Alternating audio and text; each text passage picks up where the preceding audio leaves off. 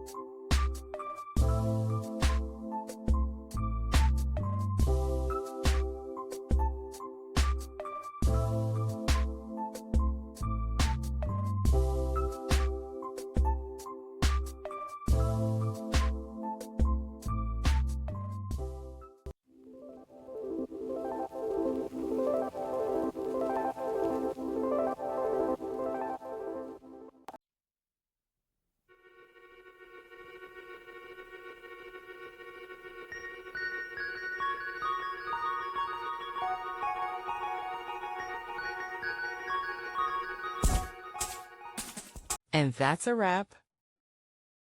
I hope you found the answer you were looking for. If you did, take a second to hit that subscribe button. It really helps out. And let me know in the comments which solution worked best for you. See you next time in the debug zone.